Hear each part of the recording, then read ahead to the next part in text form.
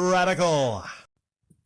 Welcome to part one of Radical Rapid Fire Comment Response for October 17th through October 23rd, 2022. Short comments, quick replies. Heavy Metal Gamers Show. G4 was garbage before, and it was garbage on this return. Well, I think most everyone will admit that it was mostly garbage in this current state of it, in this current return of it.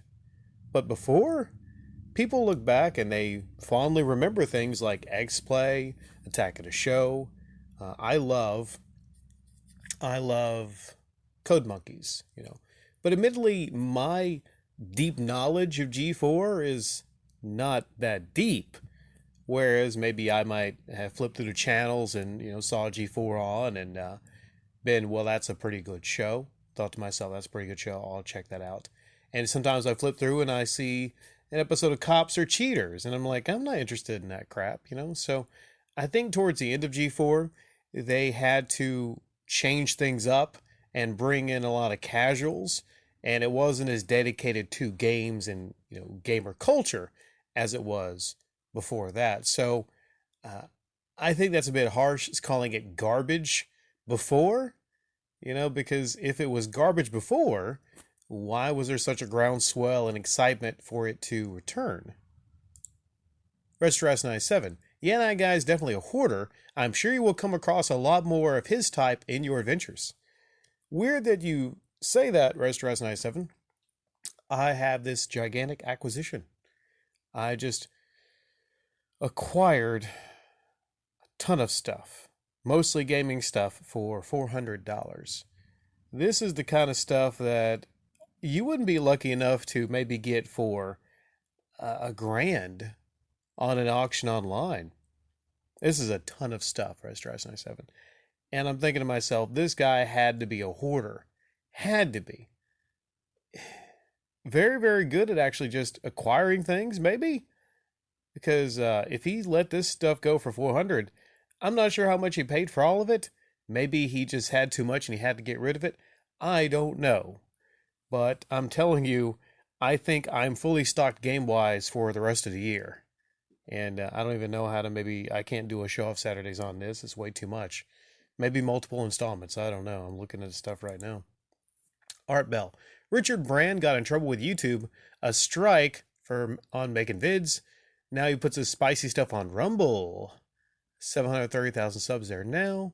A price to pay for mind control. It hurts YouTube's reputation. Bad for business. If enough big guys do content off-site, maybe YouTube loses its grip. I've never heard of Rumble. So, I don't know if YouTube's going to lose its grip because I haven't heard of Rumble. I think most people haven't heard of Rumble.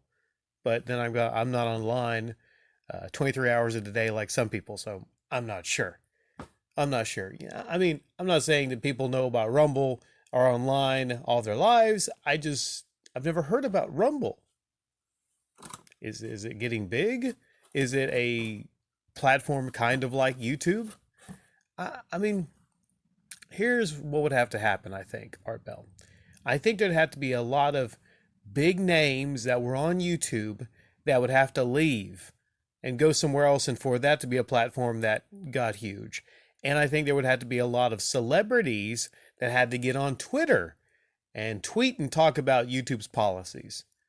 Celebrities, they're very relevant. So celebrities are relevant. They're important. YouTube doesn't care about you or me and what we got to say, but, actual celebrities beyond YouTube celebrities, actual celebrities, YouTube might change some things and listen to them.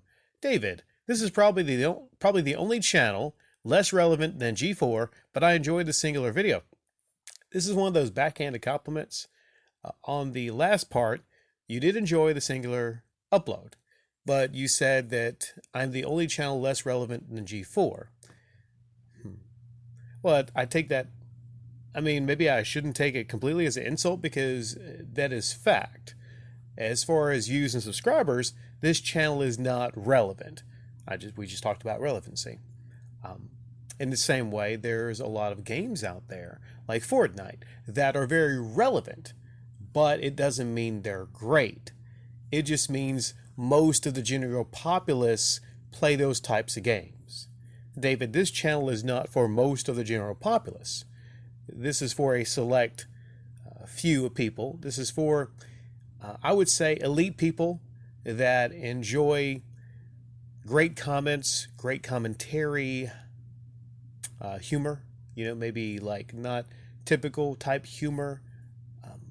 It's for select people, the people mostly that I select to talk to. It's a very selective channel. Um, but yeah, talking about me being less relevant than G4. Yeah, that is right. Seems like there's something else I would maybe have to go extend upon this, but Radical Rapid Fire. Penguin Wizard. I think most people liked G4 back then because there was nothing else like it. It was rare to see TV shows talking about video games at the time, but as soon as YouTube became huge, there was no reason to go back unless for nostalgia.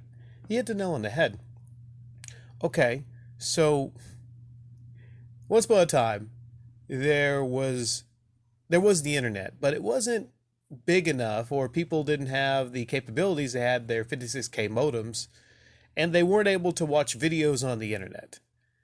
With the rise of things like YouTube, you have all these people that are now able to talk about video games.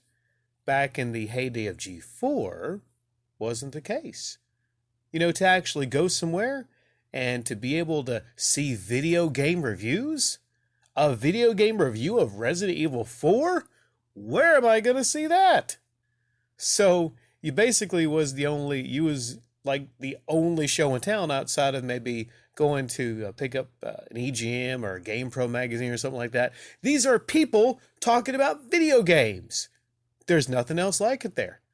Kind of like being the only female in an all-male prison. You don't have to be that attractive. You're the only female in an all-male prison. You're going to be sought after. In fact, what was so funny is you actually had YouTubers like The Completionist being a part of G4. So in a way, that's G4 admitting, okay, well, YouTube is so big now in the gaming space, and we even have to go and pilfer YouTube to get their talent. And the fact that they saw Completionist as talent for their network.